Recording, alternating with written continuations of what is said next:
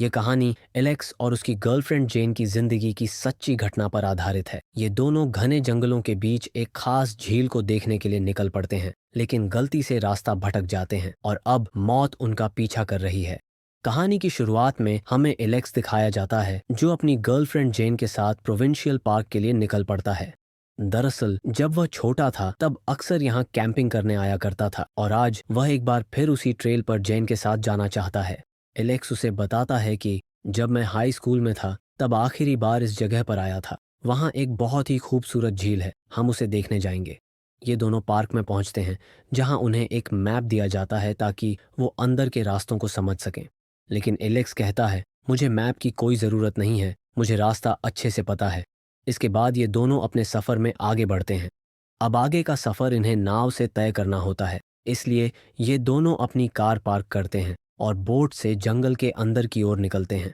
चारों तरफ घना जंगल है, जिसे देखकर दोनों बहुत खुश हैं। कुछ देर में ये उस जगह पहुंच जाते हैं जहां से अब इन्हें पैदल चलना होगा। एलेक्स बोट को पानी से बाहर निकालता है, लेकिन जब वो उसे पलट रहा होता है तभी गलती से नाव उसके पैर पर गिर जाती है।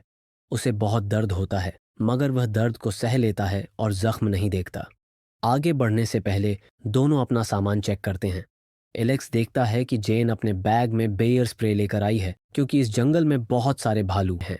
उसे बचने के लिए उसने बेयर स्प्रे, एक सीटी और एक फ्लेयर भी रखी है, ताकि ज़रूरत पड़ने पर मदद के लिए सिग्नल दे सके। इसके बाद दोनों आगे बढ़ते हैं। जंगल बहुत सुनसान है और जेन के चेहरे पर डर साफ झलकता है, क्योंकि उसने पहले कभी ऐसी जगह पर रात नहीं बिताई थी। तभी वो देखती है कि कुछ लोग कैंपिंग से लौट रहे हैं। उन्हें देखकर जेन को थोड़ा सुकून मिलता है और अब वह थोड़ा कंफर्टेबल महसूस करती है। कई घंटे चलने के बाद वे एक जगह रुकने का फैसला करते हैं। दोनों वहीं टेंट लगाते हैं और पास की नदी में नहाने जाते हैं। लेकिन जब ये दोनों नदी में नहा रहे होते हैं तभी झाड़ियों के पीछे से कोई उन्हें देख रहा होता है। नहाने के बाद वे टेंट के पास लौट आते हैं। एलेक्स लकड़ियां लेने चला जाता है और जेन अकेली रह जाती है। तभी उसके पीछे एक अजनबी आदमी आ जाता है। कुछ देर बाद एलेक्स लकड़ियां लेकर वापस आता है और देखता है कि जेन उस आदमी से बात कर रही है। उस आदमी का नाम ब्रैड होता है। ब्रैड कहता है कि वह एक टूरिस्ट गाइड है और उसके पास खाने के लिए बहुत सारी मछलियां हैं। जेन उसे अपने साथ डिनर के लिए इनवाइट कर देती है, लेकिन यह बात एलेक्स को बिल्कुल पसंद नहीं आती। वह जेन को टेंट के अंदर ले जाता है और गुस्से में कहता है, तुम्हें उसे डिनर के लिए बुलाना नहीं चाहिए था। हम यहाँ प्राइवेसी के लिए आए हैं और अब वो भी हमारे साथ है। ये दोनों आपस में आर्ग्यूमेंट कर रहे होते हैं। ब्रैड ये देख लेता है। वह वहां से जा ही रहा होता है, पर एलेक्स खुद उसे रोक लेता है। लेकिन ब्रैड की हरकतें बहुत अजीब होती हैं, जिससे दोनों के दोनों अनकंफर्टेबल महसूस करते हैं। रात को ये तीनों के तीनों साथ में डिनर करते हैं और डिनर के दौरान ब्रैड जेन के साथ फ्लर्ट करता है। इस बात को एलेक्स नोटिस कर लेता है, पर वह कुछ नहीं कहता। उसे बस इंतजार है कि जल्दी से खाना खत्म हो और ब्रैड यहाँ से चला जाए ताकि वह और जेन टेंट में जा सके। जल्दी खाना खत्म हो जाता है। ब्रैड जाने से पहले पूछता है, आप दोनों किस बात पर आर्ग्यूमेंट कर रहे थे? हालांकि उसे पता होता है कि उसी की वजह से दोनों के बीच झगड़ा हुआ था, फिर भी जानबूझकर वो ये सवाल करता है। एलेक्स अब उसे साफ साफ कह देता है, हमारे बीच आर्ग्यूमेंट तुम्हारी वजह से हुआ। मैं नहीं चाहता था कि तुम हमारे साथ डिनर करो, क्योंकि तुम्हारा बिहेवियर बहुत अजीब है। ये सुनते ही ब्रैड का रवैया बदल जाता है। वो एलेक्स पर हावी होने की कोशिश करता है। ऐसा लगता है जैसे वो उस पर हमला कर देगा, लेकिन फिलहाल वो चुपचाप वहां से चला जाता है। जेन के दिल में डर बैठ जाता है। उसे लगता है कि रात को ब्रैड उन पर हमला कर सकता है, पर एलेक्स उसे शांत करते हुए कहता है कि ऐसा कुछ नहीं होगा। इसके बाद दोनों टेंट में जाकर सो जाते हैं। अगली सुबह सारा सामान समेटकर ये दोनों अपने आगे के सफर पर निकल पड़ते हैं। जब ये जंगल की गहराई में और अंदर जा रहे होते हैं तभी एलेक्स को जमीन पर किसी जानवर के पैर का निशान दिखाई देता है। ये भालू के पैर का निशान होता है और बहुत बड़ा भी। इसका मतलब यह है कि आसपास कहीं कोई बहुत बड़ा बेयर मौजूद है। एलेक्स ये बात जेन को नहीं बताता, क्योंकि वह उसे डराना नहीं चाहता। वह बस चाहता है कि जल्द से जल्द उस झील तक पहुंच जाए। वे रास्ते को फॉलो करते हुए आगे बढ़ रहे होते हैं। तभी एलेक्स रास्ता छोड़कर पेड़ों के बीच से जाने लगता है। जेन पूछती है, तुम रास्ता छोड़कर जंगल के बीच से क्यों जा रहे हो? एलेक्स जवाब देता है, मुझे झील का रास्ता पता है, तुम मुझ पर भरोसा रखो। जेन उसकी बात मान लेती है और उसके पीछे पीछे चल पड़ती है। पूरा दिन सफ़र करने के बाद ये दोनों शाम को एक जगह टेंट लगाते हैं। एलेक्स के पैर में बहुत दर्द हो रहा होता है। क्योंकि जब नाव उसके पैर पर गिरी थी तब उसने ध्यान नहीं दिया था। अब जब वह पैर को देखता है तो पता चलता है कि उसके टो का नाखून बुरी तरह से जख्मी हो गया है और जल्दी निकलने वाला है। इनके पास फर्स्ट एड बॉक्स होता है जिससे जेन उसकी बैंडेज कर देती है। एलेक्स को थोड़ा आराम मिलता है। रात को ये दोनों टेंट में जाकर सो जाते हैं और तभी जेन को एहसास होता है कि कोई इनके टेंट के ऊपर कुछ फेंक रहा है।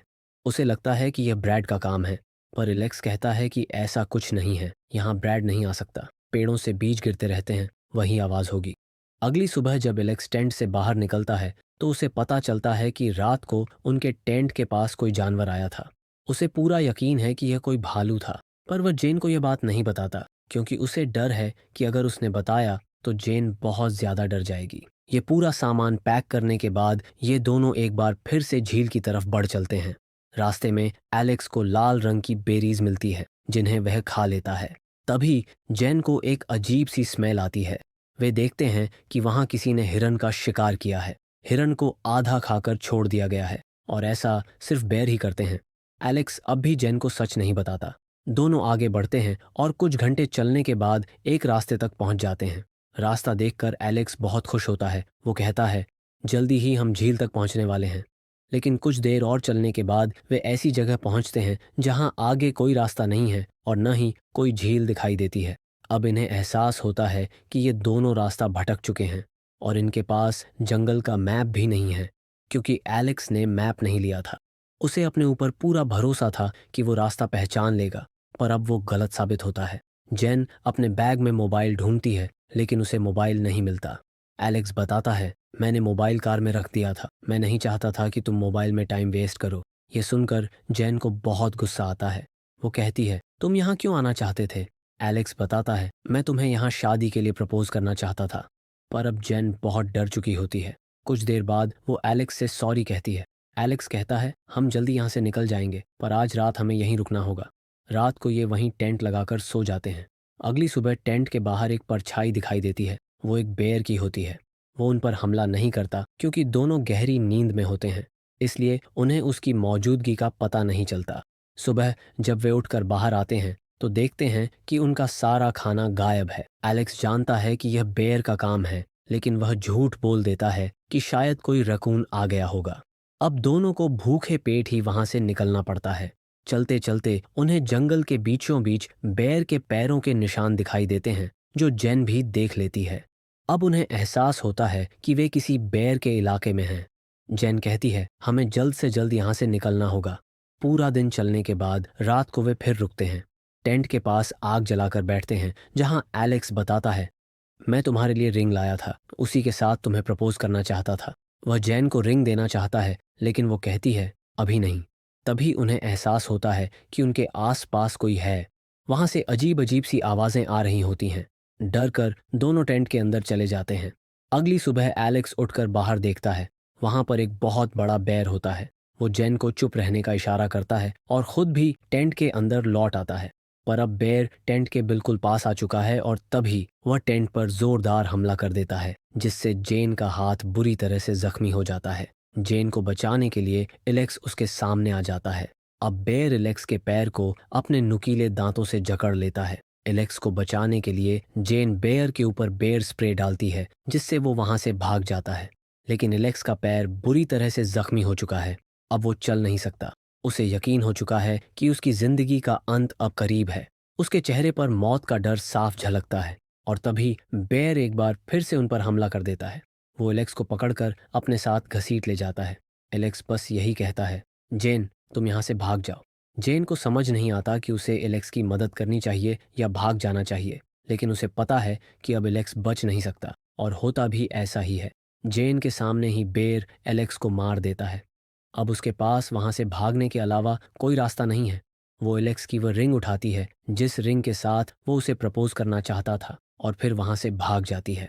भागते भागते वह गिर जाती है। उसका सिर पत्थर से टकराता है और वो बेहोश हो जाती है। कुछ देर बाद उसे होश आता है। वह जोर जोर से मदद के लिए चिल्लाती है, लेकिन वहां दूर दूर तक कोई नहीं है। अब वह एलेक्स की वही रिंग पहनती है और जख्मी हालत में भूखे प्यासे आगे बढ़ती जाती है। पूरा दिन चलने के बाद रात को वह एक पेड़ पर चढ़कर सो जाती है क्योंकि अब उसके पास टेंट भी नहीं बचा है। सुबह उसे ऊपर से हेलीकॉप्टर की आवाज़ सुनाई देती है।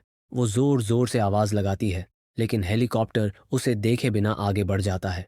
वो पेड़ से नीचे उतरती है और धीरे धीरे आगे बढ़ती है। रास्ते में उसे एक जगह पानी मिलता है। वह पानी पीती है।